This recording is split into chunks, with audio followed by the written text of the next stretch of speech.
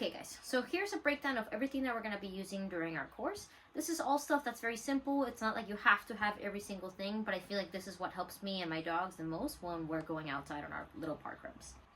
So the most important is always going to be water. Make sure that you hydrate, make sure that you bring enough water, not just for your dog, but also for yourself.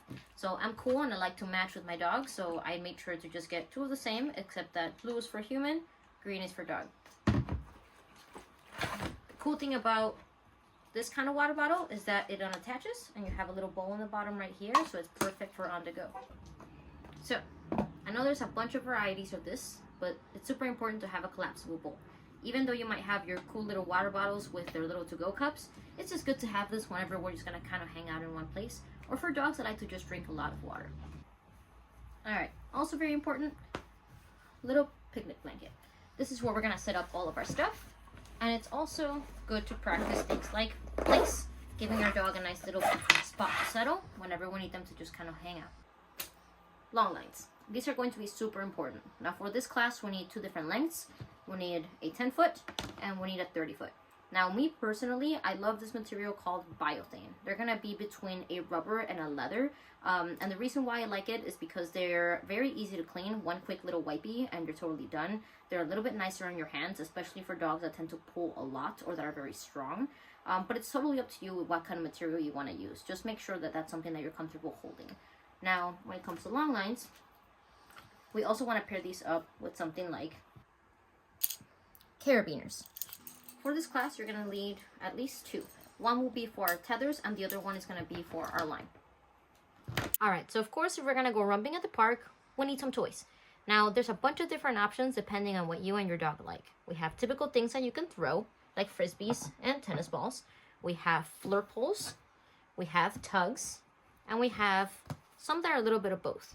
Some form of ball is always going to be a really good option for a dog who thinks that ball is life. However, when it comes to things that we throw for our dog to fetch, we're always going to start with having 2 of them. Same thing with frisbees. Riot loves her frisbees as well as the tennis balls, so I'm also bringing 2 of these guys. Flirt poles are going to be a really good option. I still have 2 just because I generally tend to have 2 of everything, but anything that's kind of fray and fun like this that your dog likes to chase, these are all going to be fun options for your dog to be interested in whenever they're outside.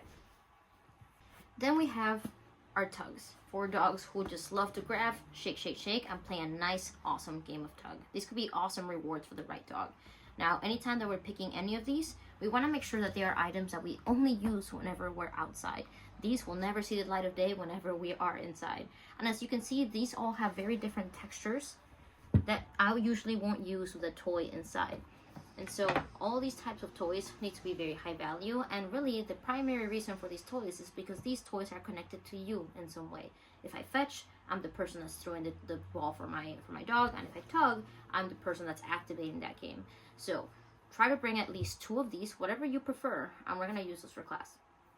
And lastly, good treats. Now we want to make sure that we're bringing those $100 bills. This is not the time to be stingy. We're going to have a lot of stuff to compete with at the park. Squirrels, bikes, dogs, people, all the things. And so I want to make sure that I bring not just one, but a variety of really good stuff. Now, if you're looking for cheap snacks, hot dogs, pepperoni, cheese, chicken, anything that your dog is going to see and be like, hell yes. We want to make sure that we are the most valuable thing for our dog. So variety is key whenever we're going out to the park. And that's pretty much it. Now, the last thing I will ask is that we bring patience. Day number 1 could be very hard for a lot of dogs, especially if they've never been in this kind of situation.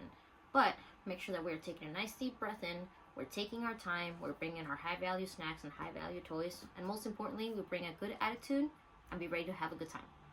Happy training.